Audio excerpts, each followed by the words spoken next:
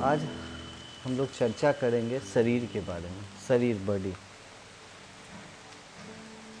एक पॉज के बाद लोगों के मन में आएगा कि अरे शरीर की क्या चर्चा करना है। हम सभी तो इसे देखते हैं, हम सभी तो इसे प्रतिदिन अनुभव करते हैं, हम सभी तो शरीर को प्रतिदिन एक्सप्लोर करते हैं। फिर शरीर की चर्चा, ऐसी बातें क्यों उठ रही? तो हम लोग बताना चाहेंगे या साझा करते हैं आपसे कि जो अपनी अनुभव है या जो हमारी स्टडी है, उसमें शरीर सिर्फ इन भौतिक शरीर के बारे में नहीं है। हम लोगों ने विष्णु पुराण में पढ़ा, विष्णु सप्तद्वार के बारे में, कि 7 द्वारों के परे भगवान विष्णु का विराम स्थल है, जहाँ वो विश्राम करते हैं। या हम लोग अपने शरीर में कुंडलिनियों जागरण की बात करते हैं, जो भी अलग अलग स्थान पर है, जिनकी भी संख्या 7 है। जीवन में 7 का बड़ा महत्व है। अंकों में 7, सप्ताह में 7, रंगों में 7, इंद्रधनुष के 7 रंग, सुरों में 7 सुर। तो आखिर इतने 7 का महत्व क्यों है? तो आज हम लोग चर्चा करेंगे शरीर के सापेक्ष में 7 का महत्व। हमारे शरीर भी अलग अलग 7 तरह के होते हैं। प्रथम शरीर जो हम लोग अपने ज्ञान इंद्रियों से अनुभव करते हैं, भौतिक शरीर, जो आप हमको देख रहे हैं, हम आपको देख रहे हैं, ये एक भौतिक शरीर हुआ, फिजिकल बॉडी, जिसमें आँख, कान, नाक, हमारी ज्ञान इंद्रियाँ, हमारी कर्म इंद्रियाँ, पैर, हाथ सब दिखते हैं।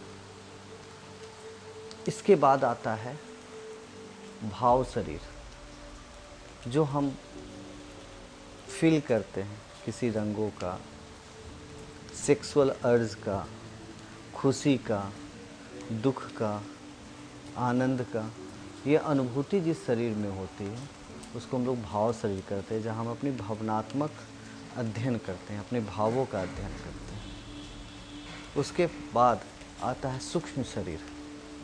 जब हमारी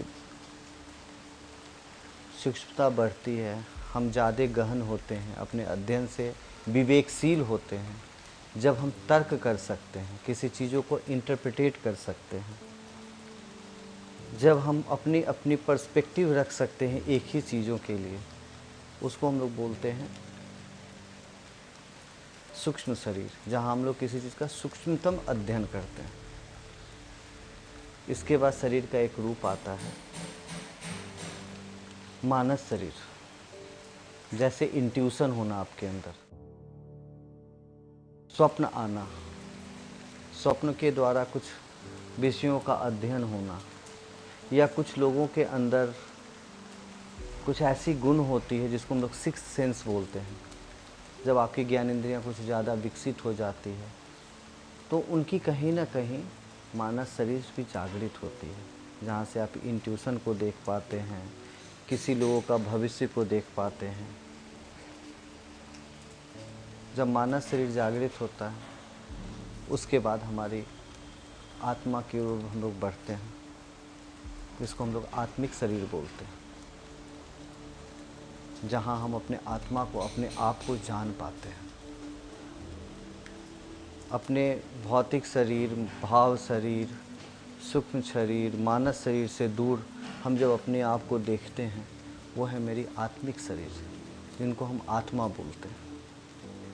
उसके बाद भी यहाँ अंत नहीं है, ये शुरुआत है। इसके बाद आती है हमारी ब्रह्म शरीर। जब मेरी आत्मा इस ब्रह्मांड में परमात्मा से मिलने की ओर चलती है, तो हम ब्रह्मांड का अनुभव अपने आत्मा के द्वारा करते हैं। वो आती है ब्रह्म शरीर। जब हम उस जागृत अवस्था में पड़ते हैं, तो ब्रह्मांड की अनुभूति, जैसे हम बहुत ऋषि मुनियों को बोलते हैं त्रिकालदर्शी हैं, वो सारे ऋषि मुनि ब्रह्म शरीर को, जैसे ब्रह्मर्षि जिनको आप बोल रहे हैं, वो ब्रह्म शरीर को धारण कर चुके, उनकी ब्रह्म शरीर जागृत हो चुकी है। और उसके बाद आता है निर्वाण का, जो भगवान महात्मा बुद्ध को बोले थे कि उन्होंने निर्वाण प्राप्त किया, भगवान महावीर निर्वाण प्राप्त किया। निर्वाण क्या है? जब अपने परम ब्रह्म के साथ हमने अपने ब्रह्म शरीर को जोड़ देते हैं। जिस यात्रा के लिए ब्रह्म शरीर से हमने शुरुआत की थी, वहाँ से जाकर अपने विराम पर आते हैं।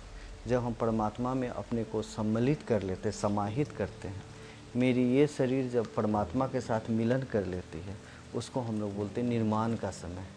निर्वाण मतलब मोक्ष, निर्वाण मतलब आपकी जागरण, ईश्वर के साथ आपकी मिलन। निर्वाण मतलब योग, जिसको हम लोग बोलते हैं योग का समय, योग काल, जहाँ पर आप अपने आत्मा को परमात्मा के साथ मिला पाते हैं। इसको हम लोग बोलते हैं निर्वाण शरीर। तो शरीर के अलग अलग 7 तरह के शरीर हुए। जो शुरुआत होती है आपकी भौतिक शरीर से, आह आप कितने सुंदर हैं, वहाँ से शुरू होकर आह अद्भुत, जब आप ईश्वर से मिलते हैं, वो आनंद जिससे आप मिलते हैं, परमानंद जिनको बोलते हैं। आज हम लोग चर्चा यहीं विराम करते हैं, शरीरों के परिचय के साथ ही। जो शरीर का परिचय है, 7 तरह के हमारे शरीर होते हैं। प्रथम भौतिक शरीर,